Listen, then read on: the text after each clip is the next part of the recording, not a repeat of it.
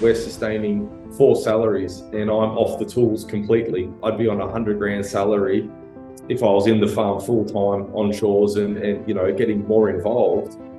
And that's a good salary. You can live a life on that. And we've built that on not an enormous budget with no experience and not a huge amount of market access in just a couple of years.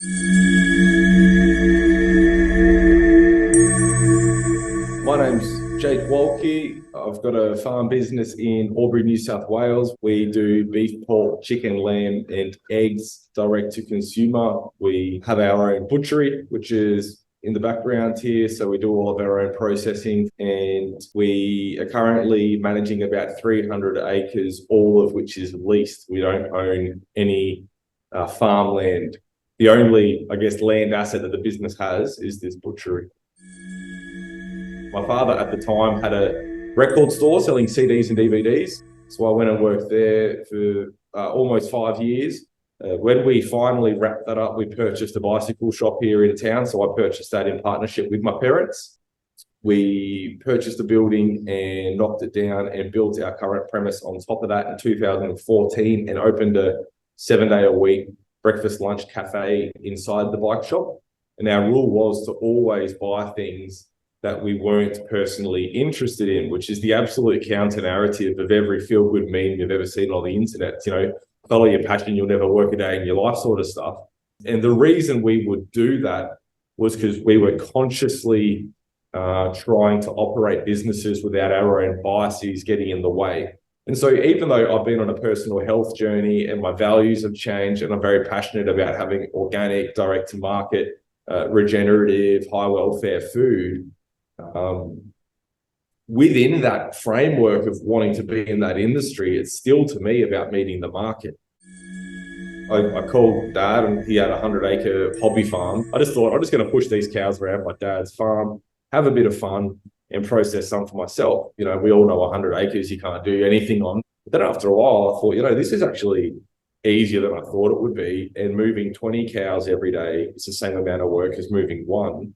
So then the secondary thought was, I wonder if I could produce all the cafe's eggs and protein on this farm. And the answer is yes, really easily, really quickly. I found a gentleman that has a butchery here, and we used to buy a bit of meat off him for our cafe. So I asked him, and he said, yeah, this is the way it works.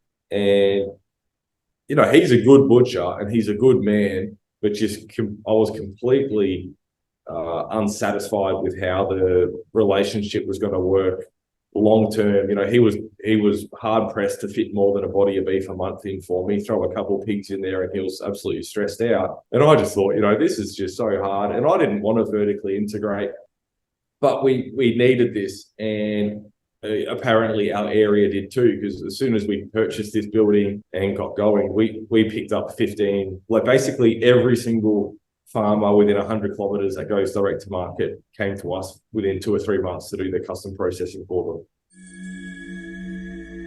We did what we did out here and we started processing, and it was just awesome. We just felt like the shackles had come off and we were really in control. And I had zero interest in getting the storefront going, primarily because my projections for that year, the financial year that we settled on this building, was $650,000 gross revenue.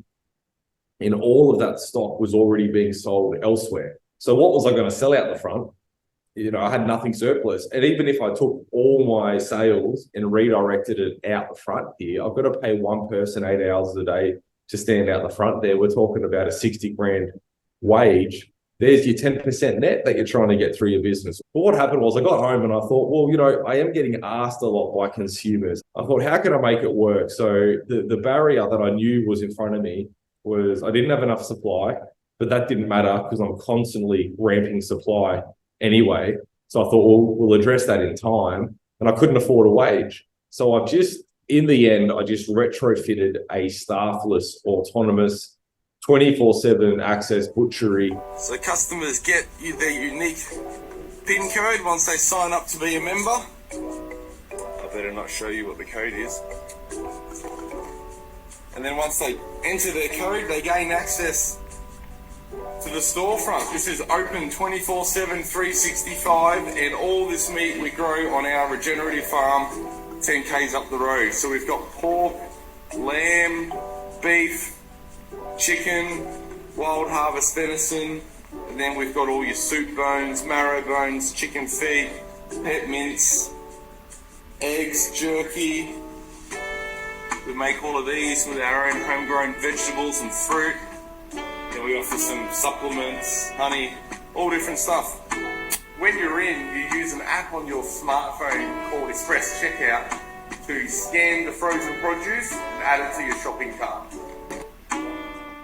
So the way it works is we request customers come and do one of our free farm tours that we run at least monthly. They come and they get to hear the priest in the pasture talk about grass and bugs and worms. And at the end of it, if they go, that's the sort of stuff that I want to be involved with, we give them a unique code to access the butchery. Think about a 24-hour gym with your coded entry, and they use an app on their smartphone. So I don't have any point of sale equipment, I don't have any cash, I don't have an EFOS machine. They scan all the frozen cryovac meat that's in display freezers. They hit pay on the app and they let themselves out. And we've been doing that now for 2.5 years. We've got almost 400 members. We're doing about $6,000 a week, fully automated without staff out the front there. Infrastructure that wasn't repurposable was under $8,000. So the custom door I got built, the fob entry system, so your code to get in, and the security system that monitors to my phone and back to base, that was about $8,000 out the front. I spent probably another 30 grand getting all my display freezers done, but that was all repurposable. And then shrinkage, like everyone was so worried about theft and shrinkage. I'm thinking I'm saving $1,000 a week in wages. I'm thinking I could afford $300 shrinkage a week and I'd still be $700 better off. Of course, if I was losing $300 worth of stock a week, I wouldn't be able to sleep. I'd feel violated and I'd fix it. But, looking forward, the absolute worst case scenario was somebody completely loading a 40 kilo box, the absolute most meat they could carry, and they're going to rifle me for $1,200. And then I can delete that person from my system. I just didn't see it as being something to even lose a wink of sleep over. The upfront capital that I allocated towards the business, probably in early 2020, when I really thought, let's buy some more cows and get a little bit of infrastructure and get going, was $80,000. And to date, so we've been going about 4 years now, I'm probably invested somewhere in the realms of $450,000 to $500,000. Now that's not all cash. I'm adding in the accumulation of debt into that. So purchasing the freehold of the butchery for $240,000 and having that mortgage there, and then financing $80,000 worth of equipment and profits I've made along the way and reinvested to purchase more livestock and infrastructure like silos and tractors. We're at a gross investment of just under $500,000 at the moment. The freehold here was pretty safe debt, and it wasn't huge money. It's not like I was extending myself $1 million to build a processing facility. Equipment finance, you do 2 hours of research and you realize that this stuff maintains value incredibly. Everyone's situation's different, and I didn't have the time in the beginning because I was still heavily involved in the bicycle shop. So quite early on, I had to buy labor in to do chores for me while I was into town working the day job. So how's that for a mindset? Everyone's trying to jam it in around their day job. And I just thought, I make more over here doing this job than I have to pay this guy to do this job. No one's ever going to build a meaningful business without equity. And that equity can be time. It can be hookups and connections and resources, or it can be cash or assets, whatever, but you need something. If I was willing to grow a bit more organically, you could have 100 cow herd in a decade, starting with, a dozen cows. You've offered part of the equity deal was you waited 10 years to get 100 cows. So no one has to go out and splash as much money around, but you do need some capital to think you're going to get into it. Like you watch a Joel Salatin video and you think you're going to do it on, postage stamps and bits of string. It's just not the reality. Now, I'm a bigger fan of Joel Salatin as anyone, but you do need something. Not once are you ever satisfied with where your business is, and it's not out of the sake of necessarily I need more or greed, although I guess you could probably argue that it is, but it's more, if you're not going forward, you're going back, and we know that just through inflation, 8% inflation last year. So if your business didn't grow 10%, you actually were slipping. But also, I'm really passionate that animals need to be liberated from factory farms. Landscapes need to be restored. People, especially the high populations in the city, need to have access to nutrient-dense healing food. There's a lot of people that sort of advocate for their cottage industry mindset about how righteous it is. And there's no judgment on them. That can be the right thing for them. But for me, there's nothing righteous about that. But I would love to be sitting down doing interviews with people with a $20 million direct-to-market regenerative farm business where I can get chicken on anybody's dinner plate in the country. We're in April 2023, and I've done 4 price adjustments this year. 2 of them, and this isn't, I've got 200 SKUs. This isn't all 200 items. This is identifying certain items on 4 separate occasions and adjusting their prices. 2 of those sessions I did were price increases, and 2 of them were price decreases, because those enterprises had hit an efficiency level and a scale level where I could decrease the retail price in the hope of upgrading volume without affecting my margins. I'd hit certain efficiencies. So I'd been able to call my mill and go, last year I ordered 20 ton. This year I'm on track to do 60. Do me a deal. How cool would it be to be able to get a pasture raised chicken on any dinner plate in Australia for 25, 30 bucks? Like we all know at the moment, they're 35, 40, $45 birds. So behind, like when I say there's no nobility in staying cottage, you're always going to be making people pay through the nose, and your lifestyle is not going to be the rich and famous as it were anyway. It's all just soaked up in, like slow, expensive management. If we can get some really squeaky clean systems of scale going and really serve our communities with a bit more value, I think that there's massive potential for our industry in that. Apart from all the normal things like don't cart water, have your water plumbed in, having your own boning room, or working very closely with a neighboring, local regen farm that has their own boning room and understands your market needs is super important. I don't think you're going to do anything meaningful dealing with the corner butcher to do your custom processing for you. What I really think we probably need is more people specializing, and I'm being a complete hypocrite there, but I think specializing a bit and getting your efficiencies and knuckling down on your niche seems to be working really well for a few of my, like I've got one client that just does lambs. They've got sensational lambs.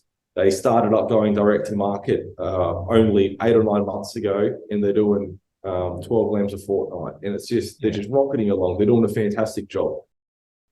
There's a lot of enterprises that are low capital in terms of cash, but high labor setups. And then when you go through the spectrum, the ones that are low labor are high capital. So an obvious example is egg layers and broilers. Super low capital to get going at a small scale. Get 1,000 hens, get 300 broilers. It's very cheap in terms of cash flow. You pay that stuff off in 4 or 5 months easy. But egg layers, let them out in the morning, pick eggs twice a day, deliver them all over the place. And there's a bit of a learning curve there. You really need to be on the dial, knowing how these animals run. Then on the other end of and market access is difficult. You can't take them to the sow yards and sell them off if you've got an oversupply. You've got to build all your own clientele. So the benefit is low capital startup. The trade-off is market access and labor. Then you go over to beef, high capital startup, but low labor to run. And if you can't sell it, you can take it to the yards and still get market rate for it. So as I'm currently trying to scale, and when I sort of was thinking through that a couple of months ago and identified that, because I was really big on beef for a while, but I want another 300 cows, and that's going to cost me $1 million. I thought, you know what, I've just got to be comfortable with the fact that I've got a herd of 60 cows and I can retain 30 heifers every year, and that's the program without going into debt. And overnight, my focus changed from beef to broiler. Now I'm the chicken man. I'm all about chickens right now. I can invest $2,000 and buy 800 chickens.